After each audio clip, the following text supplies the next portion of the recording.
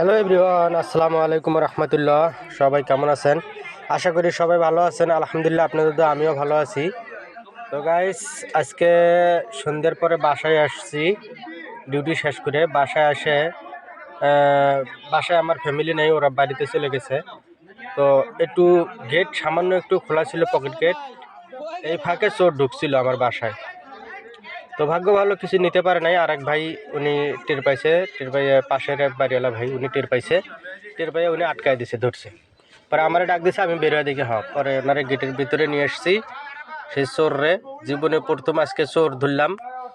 চোর ধরে তারপরে মনে করেন একদিন চিল্লি করতে করতে এক দুজন দেখতে দেখতে একদম পুরো এলাকার লোকজন জানাজানি হয়ে গেছে, সবাই আসা পালা।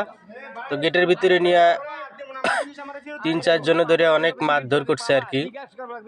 অবশ্য আমাকে অনেক খারাপ লাগছে, তো মারাটা অবশ্য ঠিক হয় নাই।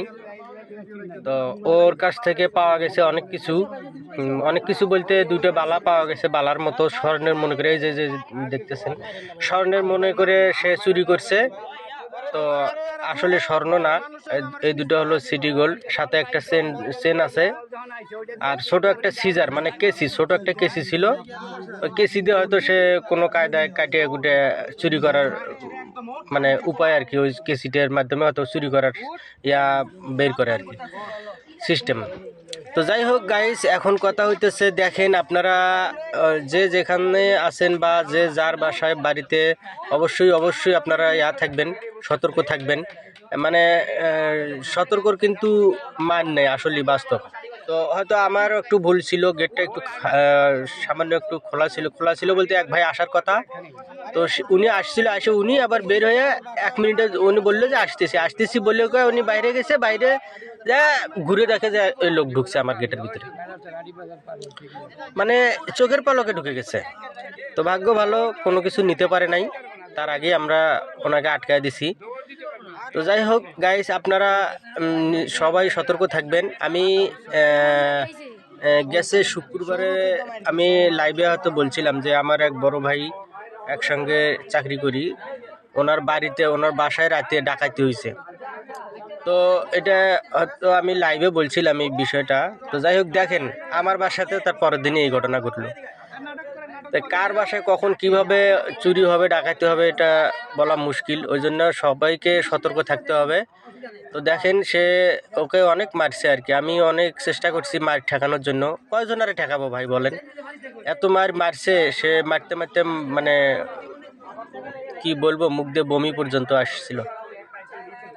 তো যাই হোক গাইস, আপনারা সকলেই থাকবেন, সতর্ক থাকবেন। আর এরকম চোর বা ডাকাত ধরার পরে আপনারা কেউ গায়ে হাত তুলবেন না। আমার খুবই খারাপ লাগছে। হয়তো আপনারা ভাবতেছেন যে আমিও মারছি না, আসলে আমিও ওনার গায়ে হাত তুলিনি। আমি অনেক চেষ্টা করছি যে সকলকে ঠেকানোর জন্য। হ্যাঁ, আমার খুবই মায়া লাগছে। চোর হলেও দেখেন কত সুন্দর চেহারা, কত সুন্দর লম্বা চোর, একটি মানে স্মার্ট একটা ছেলে, সে চুরি করতে নামছে। ওনার ওয়াইফের সঙ্গে কথা বলছি আমি ফোনে, ওনার ওয়াইফ বলল যে ভাইয়া, উনি প্রথমে চোর উনি বলতেছে যে ভাইয়া আমার বাসা হলো আর ঘাটারচর, কেরানীগঞ্জ ঘাটারচর। পরে ওনার ওয়াইফের সঙ্গে কথা বলে ওনার ওয়াইফ বললো যে না, আটি বাজার পার হয়ে, আটি বাজারের ওদিকে। তো ওনার ওয়াইফকে বললাম আপনার স্বামী তো এরকম চুরি করতে এসে ধরা পড়ছে, ওনাকে তো মারধর করা হইতেছে, আপনি আসেন, এসে চালু করে আপনার স্বামীকে নিয়ে যান। তো ছোট একটা উনি আবার ছোট বাচ্চার দোহাই দিল, বললো যে না ভাইয়া আমার ছোট বাচ্চা, আমি কেমনে যাব বলেন তো। তো যাই হোক, পরে অবশ্য উনি আসছিল, সেটা আমি দেখাই নেই বা আমি দেখি নেই। এখান থেকে আমাদের পাশের এক রোডের বাসার থেকে 20,000 টাকা এবং আপনাদের কানের দুল, 20,000 টাকা এবং কানের দুল চুরি হয়েছে একটু আগে।